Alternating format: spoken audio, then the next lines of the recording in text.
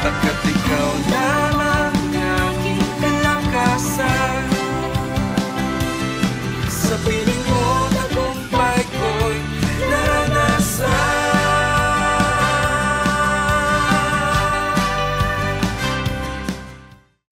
Isang muling magandang pinagpalang araw sa bawat isa po sa inyo, aming mga minamahal na mga taga-subaybay dito po sa programang Araw-Araw na Pagpapala. Kumusta na po kayo? Kumusta na po ba ang ating mga espiritual na kalalagayan? Nawa, patuloy po tayong pinagpapala at pagpapalain pa ng mas marami ng higit sa lahat ng ating makapangyarihan, mapagmahal at mahabaging Diyos. Tayo po muna ay dumulog sa kanyang hapagkainan ng pananalangin. Sa iyo po, Diyos, naming nasa langit, aming Ama na minamahal, nagpapasalamat po kami sa pagkakataong ito. Muli na pinagkalooban niyo po kami ng panahon na kami po'y makapag-aral, makapakinig, matuto ng iyong banal na salita. Dalangin po namin na ang salitang ito na siya magsisilbing binhi, butil ng buhay na siyang magpapalago, magpapalakas, magbibigay pag-asa at higit sa lahat, yayabong magbubunga at dalangin ko po patuloy na maging masagana ang bunga, manatili ang bunga sa aming mga buhay bilang iyong mga anak. Pagpalain din po ninyo ang mga ngayon palang nakapakinig sa programang ito. At dalangin ko, Panginoon, ang iyong banal na Espiritu Santo o Diyos, ang siyang maghari sa aming kalagitnaan.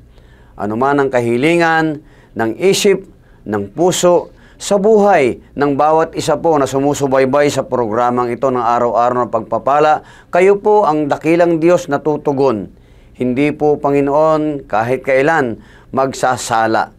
Ibig sabihin, O Diyos, alam po namin na gagawin po ninyo ang anumang kahilingan ng iyong mga lingkod, ng iyong mga anak, ng mga tao na lumalapit sa iyo na lubos na nagtitiwala at lubos na siyang may pananampalataya na patuloy na ipagkakaloob mo ang aming kahilingan sa pangalan ng Ama, ng Anak at ng Banal na Espiritu Santo. Ito po ang aming dalangin, sama-samang lubos na may kalagalakan at kaligayahan. So we pray in Jesus' mighty name. Amen. Amen. Amen. Marami po sa atin, mga kapatid, maging ang ngayon palang sumusubaybay sa programang ito na alam po natin yung pong tungkol sa Jeremiah, sa aklat po ng Jeremias o the book of Jeremiah, yung pong chapter 29 verse 11. Marami po nakakaalam yan hindi po ba? Pero marami pong mga revelation o kapahayagan ang Panginoon po sa atin. Nais ko lamang itong muling ibahagi po sa inyo at ipaalala. Sabi po sa aklat po ng Jeremiah chapter 29 verse 11 mula po sa New Living Translation Bible, at pinamagatan ko po ito ng the best plan is the plan of God. Ang pinakamaganda at tamang plano ay ang plano po ng ating Diyos na makapangyarihan sa lahat. Sabi po rito, "For I know the plans I have for you, says the Lord. They are plans for good and not for disaster, to give you a future and a hope." Sabi po sa Tagalog, sabi ng Panginoon, siya lamang po nakakaalam ng mga plano sa ating buhay. Plano na tayo'y pagpalain, plano na tayo po'y patuloy na pagkalooban ng ating mga pangailangan. Hindi po tayo saktan o mapahamak, kundi bigyan po tayo ng pag-asa sa hinaharap. Kayo po ba, aming mga minamahal na taga-subaybay, isipin po natin, ano po ba ang ating kahapon na estado sa buhay at ano po ba tayo ngayon? Ano po ba ang ating kalalagayan nung araw? Nung tayo ay wala pa sa Panginoon o tayo'y hindi tumatawag o lumalapit o hindi pa nakipag-isa sa Panginoon. At ngayon tayo'y nakipag-isa sa Panginoon bilang ating siyang Panginoon na tagapagligtas. Ano po ba ang kalagayan natin nung araw at kalagayan po natin ngayon? Marahil, yung iba po, masasabi po nilang malaki ang pagkakaiba. Noon, ganito ako noon, ngayon pinagpala ng Diyos, ako ganito ako noon. Maaring yung iba sa mga mababaw na pananaw, walang nagbago, pastor. Yun pa rin. Pero ang hindi niya po nakita, mula noon hanggang ngayon, tayo po ay malakas pa at nabubuhay dahil sa biyaya ng Panginoon. Wala pong masama eh.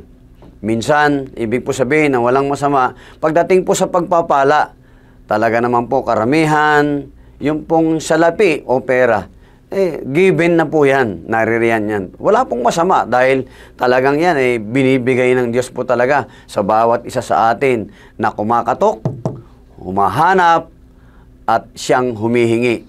Ipinagkakaloob ng Diyos sa mga humihingi, nakasusumpong ang mga naghahanap, pinagbubuksan ang kumakatok.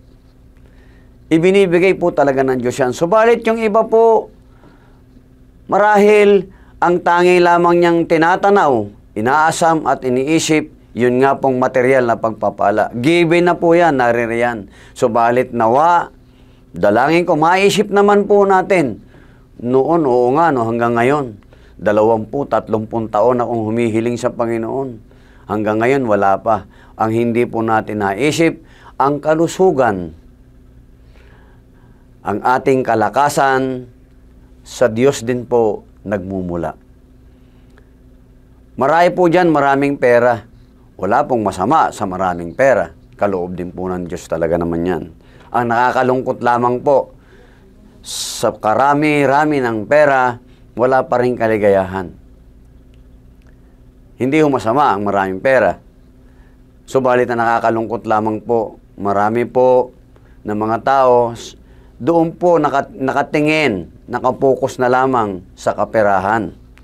Hindi po naman masama eh. Ang nakakalungkot nga lamang po, nandoon na lang ang focus, ang ating paningin na pisikal na mga mata. Subalit ang ating espiritual na mga mata sa ating puso, hindi po natin nakita ang pagpapala ng ating buhay at kalakasan at kalusugan na hanggang ngayon ay ating tinatamasa. Nawa po, ito po ay makita po natin. Marami po talagang maraming pera, ngunit hindi naman masaya. Hindi nga po masama ang maraming pera. Kasi po, dapat po nating makita, ano man po meron tayo, dapat po magkaroon po tayo ng tinatawag na kakontentuhan o contentment. Wala pong masama na maghangad ng masigit pa sa ating tinatangkilik. Subalit wag lamang po nating kalilimutan na ang lahat sa Diyos nagmumula. Siya ang nagkakaloob, siya rin ang bumabawi. Nakakalungkot po. Marami po kasi ang pinagkalooban na, subalit naghahangad pa, wala pong masama. Subalit ang problema, nung siya'y nagtamasa, nakalimutan niya ang Diyos na nagbigay ng pagpapala. Tandaan po natin, mga ginigiliw, minamahal po namin taga-subaybay, dito po sa programang araw-araw na pagpapala. Hindi po masama ang abundant blessing. Ang nakakalungkot po, pag nakalimutan na po natin ang Diyos na pinagmumulan ng lahat ng pagpapala, ang karamihan ng pagpapala yan ay nagiging sumpa. Paano po ba ito, pastor, na nagiging sumpa? Kung nakalimutan na natin na ang Diyos ang nagpala, minsan po, sa iba na natin nagagamit ang pagpapala na ipinagkaloob ng Diyos. Nagkakaroon na po ng ating boastful heart. Nagiging mataas na ang ating paningin sa ating sarili. Nakakalimutan na po natin ang Diyos na pinagmulan ng lahat. Nawa po makita po natin ang mga pagpapalang yan. Mga resources, kahit ano po yan, maging ang ating buhay at kalakasan. Piliin po natin na mapagpala po natin ang Diyos higit sa lahat.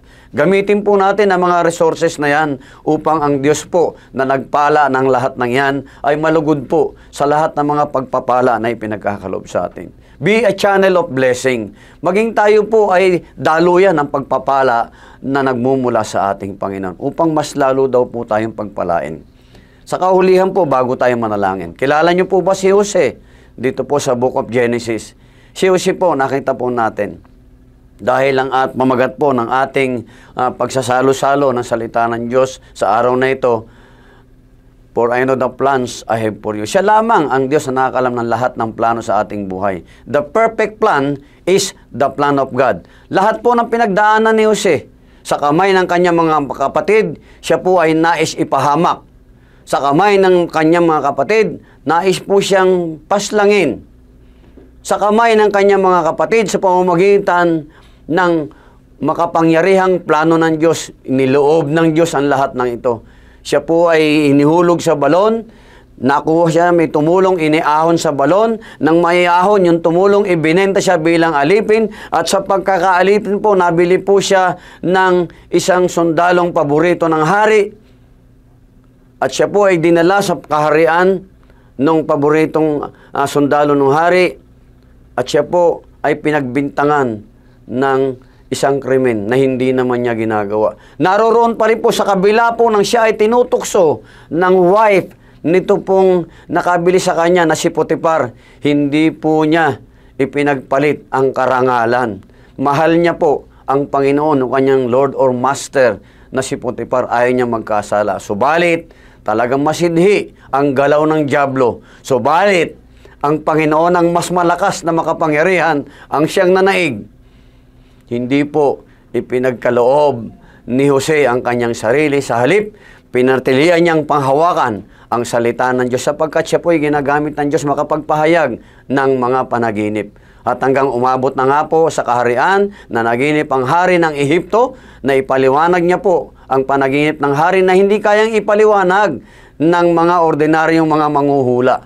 Sapagkat karamihan po ng mga panahon na yan, mga manghuhula, hindi naman po Panginoon ang gumagabay sa kanila. Ngunit si Jose, pinili po ng Diyos, may plano ang Diyos sa kanyang buhay. Si Jose po, sa madaling salita ho ng istorya, nahulaan ang problema na panaginipan ng hari at siya po ang hinirang na hari na maging gobernador ng Ehipto pagdating sa mga pagkain. Nakita po natin, magmula sa balon na malalim, pagiging katulong, pagiging alipin, pinagbintangan, ikinulong. At natulungan niya rin po yung mga nakakulong doon, na mga nasa loob ng kulungan, na mga ipinakulong ng hari at itinanghal muli ng hari. Lahat po ng paliwanag sa kanya ng panaginip ay nagkatotoo sapagkat lagi po siyang kinalulugdan at dumudulog sa Diyos na siyang tumutulong po sa kanya. Tayo po, ano po ba muli ang kalalagayan natin dati? Matuto po tayo magpasalamat sa Diyos kung tayo may buhay at kalakasan. Wala pong masama, tandaan po natin, material na bagay, pinagkaloob na po ng Diyos. Higit sa lahat, ang pisikal, ang ating kalakasan at kalusugan, Diyos ang may-ari. Tandaan mo kapatid, minamahal namin mga taga-subaybay, anuman meron tayo, doon tayo magsimula, ialay natin sa Panginoon, nang ito ay pagpalain ng Diyos, siksik, liglig, at umaapaw. Diyos po ang maluwalhati, tayo po'y manalangin. Sa makapangyarihan pangalan mo, Ama o Diyos, at Anak, Espiritu Santo, kami po'y muli nagpapasalamat sa araw na ito. Salamat po sa tinuran po ninyo na iyong salita na kayo po ang pinakahigit na may plano sa aming buhay na matutupad. Ang the best plan is your plan, O God. Patuloy na pagpalain niyo po ang salita mo na naihasik. Ito po yung magsilbing binhi na tumama sa matabang lupa na kung saan ang lupang yan ay sumisimbolo sa aming mga puso. Dalangin ko po sa araw na ito, marami ang nabahagian ng salitang ito, tumama sa matabang lupa, pagpalain nyo, ito po'y mamunga at manatili ang bunga. Salamat po Panginoon at dalangin ko rin po patuloy ang mga aming mga taga-subaybay, anuman ang kanilang kinalalagyan sa buhay, meron man po silang karamdaman, meron po silang matinding problema, kayo po ang tutugon, magpapagaling, magbabalik ng kanilang kalakasan at kalusugan. Sa iyo ang papuri, sa iyo ang pasasalamat, sa iyo lamang ang pagsamba sa makapangyarihang pangalan mo, Ama, Anak at Espiritu Santo. Amen. Maraming salamat po. Nawa minsan pa, tayo po ay nagkaroon ng panibagong kalakasan at pag-asa sa mga binhi na naihasik sa umagang ito patungkol sa salita ng Diyos. Tandaan po natin, the best plan is the plan of God. Maraming salamat po. Hanggang sa muli. Bye-bye.